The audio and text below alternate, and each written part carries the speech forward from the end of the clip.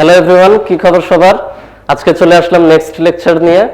গত ভিডিওতে তোমাদেরকে আমি দেখিয়েছিলাম সংখ্যা পদ্ধতি সম্পর্কে, সংখ্যা পদ্ধতির ডিটেইল আলোচনা হয়েছিল এবং সংখ্যা পদ্ধতির ভিন্নতাগুলো, প্রকারভেদগুলো দেখানো হয়েছিল। আজকে এই যে একটা সংখ্যা পদ্ধতি থেকে আরেকটা সংখ্যা পদ্ধতিতে কনভার্সন দেখানো হবে। যেমন আমরা যে সংখ্যা পদ্ধতিগুলো দেখেছিলাম, আমরা যদি একটু সংক্ষেপে লিখি, ক্যালকুলেটরে যেভাবে লেখা থাকে, দেখো ডিইসি তে ডেসিমাল বোঝানো হয়, তারপরে বিআইএন তে বাইনারি বোঝানো হয়, ওসিটি তে অক্টাল এবং এইচইএক্স তে হেক্সাডেসিমাল বোঝানো হয়। তোমরা ক্যালকুলেটর দিয়েও এটা আসলে সলভ করতে পারবে, কিন্তু ক্যালকুলেটর মেথডে আমরা এখনই যাব না, কেননা অ্যাডমিশন টেস্টে কিন্তু সেটা অ্যালাউ করা হবে না। তাহলে দেখো, আমরা এখন কনভার্সনগুলো শিখবো এভাবে। আমরা প্রথমে ডেসিমাল থেকে বা দশমিক থেকে আমরা বাইনারি করব, তারপর দশমিক থেকে আমরা অক্টাল করব, তারপর দশমিক থেকে আমরা হেক্সাডেসিমাল করব। ঠিক আছে? তো ধরো একটা দশমিক সংখ্যা যদি আমি আমাদের এই জয়কলির আইসিটি বই থেকে যদি নেই, আইসিটি সাজেশন বই থেকে, খুব সহজ ভাষায় সাবলীলভাবে এবং খুবই ইনফরমেটিভ একটা বই, খুব ছোট একটা বই এবং খুবই ইনফরমেটিভ।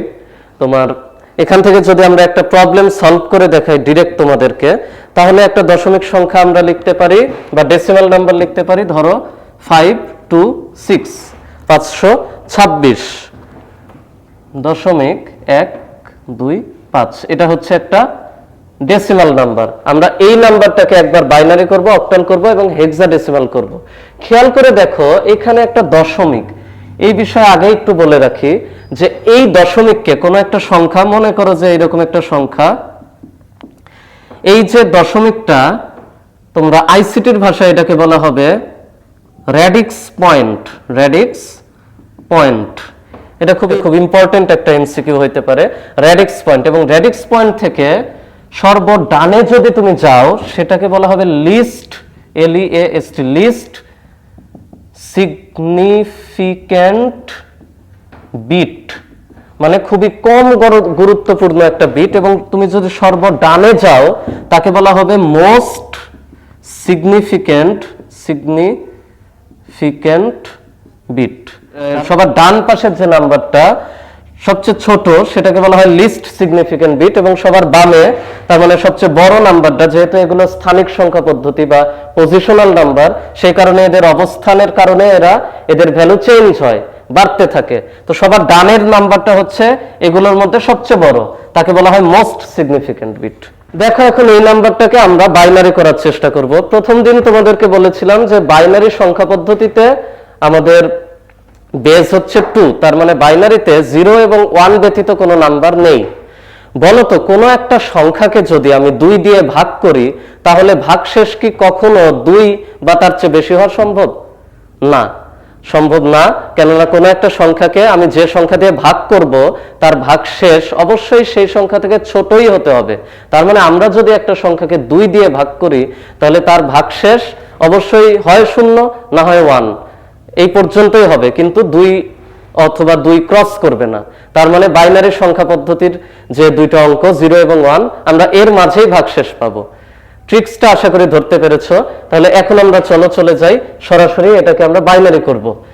এইখানে দেখো দুইটা অংশ, এই র্যাডিক্স পয়েন্টের এই পাশটা হলো পূর্ণ অংশ আর এই পাশটা হলো ভগ্নাংশ। তাহলে আমরা পূর্ণ অংশের ক্ষেত্রে কি করব? আমরা প্রথমে এভাবে লিখব যে পূর্ণ অংশের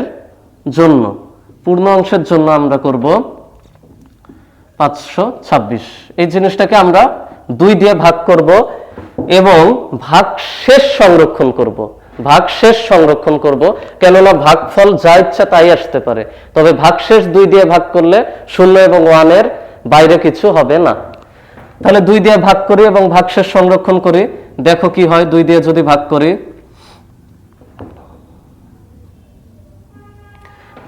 আমরা 263 পাই এবং ভাগশেষ হচ্ছে 0। এটা কিন্তু কোনো বিয়োগ চিহ্ন না, অনেক বইয়ে ছোট করে চিহ্ন দেওয়ার কারণে অনেকে মনে করে মাইনাস, আসলে মাইনাস না, এটা হচ্ছে একটা ড্যাশ 0। এটা হচ্ছে আমাদের ভাগশেষ। আবার আমরা ভাগফলটাকে 2 দিয়ে ভাগ করি, ভাগশেষ দেখো 1। তারপরে আবার আমরা 2 দিয়ে ভাগ করি ভাগফলটাকে, ভাগশেষ 1। এভাবে করে আমরা 2 দিয়ে ভাগ করতে থাকি।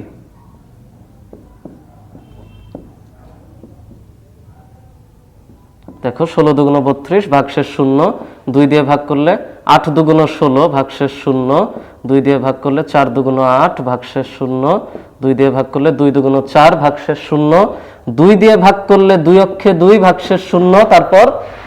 তারপর এই 1 কে 2 দিয়ে আমি এই 1 কে যদি ভাগ করি, ভাগফল 0 ভাগশেষ 1। আমরা ততক্ষণ পর্যন্ত ভাগ করতে থাকবো যতক্ষণ পর্যন্ত আমাদের ভাগফল 0 না হয়। ভাগফল 0 হওয়ার পরে আমাদের যে উত্তর আমরা ভাগশেষগুলো এই পাশে পেলাম, সেগুলোকে আমরা পূর্ণ অংশের ক্ষেত্রে শেষ থেকে শুরুর দিকে স্টোর করার চেষ্টা করব।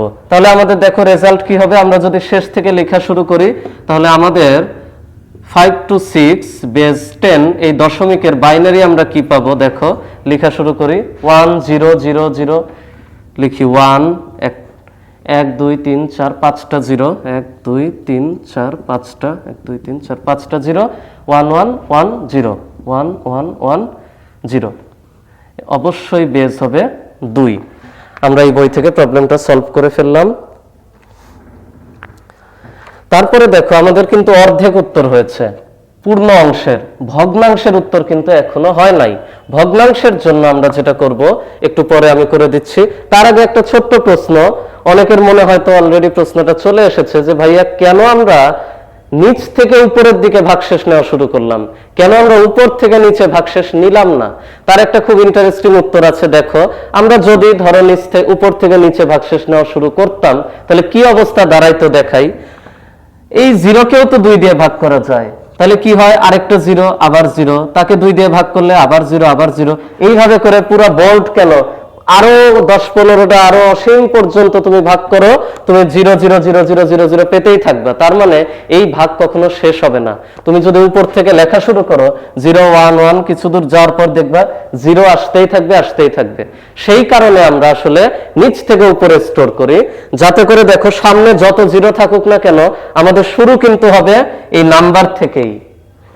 শুরু কিন্তু হবে একটা নাম্বার থেকে, এর সামনে যত ইচ্ছা 0 থাক কোনো সমস্যা নাই। কিন্তু তুমি যদি উপর থেকে নিচে আসা শুরু করতা, তাহলে তোমার এইভাবে করে লিখতে লিখতে এখানে যত 0 আসতো ইনফিনিটি পর্যন্ত 0 লিখতে থাকতা, তোমার সংখ্যার কোনো কনভার্সনই হইতো না। এটা একটা খুব ইন্টারেস্টিং আর কি উত্তর। এখন দেখো আমরা ভগ্নাংশের ক্ষেত্রে যাই। আমরা ভগ্নাংশের ক্ষেত্রে যদি লিখি, এভাবে লিখব, ভগ্নাংশের জন্য। ভগ্নাংশের জন্য কি হবে, দেখো আমাদের এই রেডিক্স পয়েন্ট 1 2 5, আমরা বলেছিলাম রেডিক্স পয়েন্টের বাম পাশে বামের সংখ্যাটা হচ্ছে মোস্ট সিগনিফিক্যান্ট বিট, আর ডান পাশে যত যাব সর্বডানের সেই সংখ্যাটা হচ্ছে লিস্ট সিগনিফিক্যান্ট বিট। তাহলে আমাদের ভগ্নাংশের জন্য আমরা 2 দিয়ে গুণ করব, বাইনারির বেস 2 দিয়ে গুণ করব এবং পূর্ণ অংশগুলো এখানে সংরক্ষণ করব। দেখো 0.125 কে যদি আমরা 2 দিয়ে গুণ করি, ক্যালকুলেটরে করো, দেখো তোমরা পাবে হচ্ছে 0.250। পূর্ণ অংশ হলো 0, কিছু নাই, পয়েন্ট যেটুকু সেটুকু আমরা এই ভগ্নাংশের জায়গায় লিখলাম। তাকে আবার আমরা 2 দিয়ে গুণ করি, দেখো কি হয়, 0.500। তার মানে দেখো পূর্ণ অংশ আবারও 0, আবার 2 দিয়ে গুণ করি, এখন কি হয় বলতো, এখন হয় আসলে 1.000। এই যে দেখো পূর্ণ অংশে 1 চলে আসলো এবং ভগ্নাংশ একদম 0 হয়ে গেল। ভগ্নাংশ 0 হয়ে গেল মানে আমাদের কাজ শেষ। এখন আমরা এটাকে সংরক্ষণ করব উপর থেকে নিচের দিকে। আমরা লিখব এভাবে যে 0.125 বেস 10 দশমিক সংখ্যা, তা বাইনারি কি হবে, বাইনারি হবে 001, অবশ্যই 0.001 বেস 2। এখানে আরেকটা প্রশ্ন, সেই একই প্রশ্ন আবার করি যে ভাইয়া কেন ভগ্নাংশের ক্ষেত্রে উপর থেকে নিচে নিলেন, কেন নিচ থেকে উপরে নিলেন না? দেখো ভাইয়া, যদি নিচ থেকে উপরে নিতাম তাহলে কি হতো, আমি চাইলে এটাকে আরো বেশি 2 দিয়ে গুণ করতে পারতাম, 0.0 হতো, আবার 2 দিয়ে গুণ করো, দেখো 0 আসতো, এখানে 0.0 হয়ে যেত, অসীম পর্যন্ত যাইতে থাকতো। এখন যদি তুমি নিচ থেকে উপরে নাও তাহলে দেখো কি হতো, 0.00000 অসীম পর্যন্ত 0, তারপর 1, তারপরে কিছু একটা। কিন্তু আমরা যদি উপর থেকে নিচে নেই, দেখো 0.001, তারপরে 0 0 0 0 0 ইনফিনিটি 0, কোনো লাভ নাই, এই 1 পর্যন্তই শেষ। তুমি যদি এখানে 0.001 এর পরে ইনফিনিটি 0 দিতা, তার কোনো ভ্যালু আসলে থাকতো না। কিন্তু যদি তুমি দশমিকের পরে ইনফিনিটি 0 দিয়ে 1 দিতা, তার কিন্তু একটা ভ্যালু থাকতো। দুইটা জিনিস কিন্তু মোটেও এক না। এই কারণে আমরা সাধারণত ভগ্নাংশের ক্ষেত্রে পূর্ণ অংশগুলো উপর থেকে নিচে সংরক্ষণ করি এবং পূর্ণ অংশের ক্ষেত্রে আমরা নিচ থেকে উপরে আমাদের ভাগশেষটা সংরক্ষণ করি। তাহলে দেখো আমাদের রেজাল্ট কিন্তু দুই ভাগে পেয়ে গিয়েছি। আমরা টোটাল রেজাল্ট লিখবো এইভাবে। টোটাল রেজাল্ট যখন আমরা লিখবো তখন আমরা লিখবো আগে যে অংশটা আমরা পেয়েছিলাম, আমার 526.125 বেস 10 ইকুয়ালস টু আমাদের টোটাল রেজাল্ট। এখন আমরা লিখব টোটাল রেজাল্ট। দেখো পূর্ণ অংশের ক্ষেত্রে যা হয়েছিল সেটা, তার সাথে ভগ্নাংশের ক্ষেত্রে যা আসলো সেটা। এটা হচ্ছে আমার এইরকম, আমার এখানে আছে, এটা হচ্ছে 1 0 0 0 0 0, 5টা 0 ছিল, তারপরে 1 1 0, দশমিক এইটুকু হলো এতখানি, তারপর 0.125 এর জন্য আমরা পেলাম 125 এর জন্য আমরা কিছুক্ষণ আগে পেলাম 0.001 বেস 2। তার মানে আমাদের টোটাল এই দশমিক, এই ডেসিমাল নাম্বারের টোটাল বাইনারি হচ্ছে এই জিনিসটা। দেখো এই যে জিনিসটা আমি বুঝালাম, এক্স্যাক্টলি সেম ভাবে তুমি ডেসিমাল থেকে অক্টালে আসতে পারো। পার্থক্যটা কোথায়? পার্থক্য হচ্ছে বাইনারিতে বেস ছিল 2, অক্টালে বেস হচ্ছে 8। আবার ডেসিমাল থেকে হেক্সাতে আসতে পারো। হেক্সাতে পার্থক্য কোথায়? বাইনারির বেস ছিল 2, হেক্সাতে বেস হচ্ছে 16। তার মানে আমরা সেম প্রসেস অ্যাপ্লাই করব, শুধুমাত্র পূর্ণ অংশের ক্ষেত্রে আমরা অক্টালে ভাগ দিব 8 দিয়ে, ভগ্নাংশের ক্ষেত্রে গুণ দিব 8 দিয়ে, আর হেক্সাডেসিমালে আমরা পূর্ণ অংশকে ভাগ দিব হচ্ছে 16 দিয়ে, আর গুণ দিব হচ্ছে আমাদের 16 দিয়ে ভগ্নাংশকে। এভাবে আমরা আসলে বাইনারি থেকে, ডেসিমাল থেকে অক্টাল এবং হেক্সাডেসিমাল করতে পারি। এবং আমাদের হেক্সাডেসিমালে শুধু ওই যে 10 হলে এ, 11 হলে বি, 12 হলে সি, এই কাজগুলো করতে হবে। তার মানে প্রসেস কিন্তু একটাই। সবার জন্য শুভকামনা রইল, ধন্যবাদ। নেক্সট ভিডিওতে আমরা আরো কিছু কনভার্সন নিয়ে আলোচনা করব।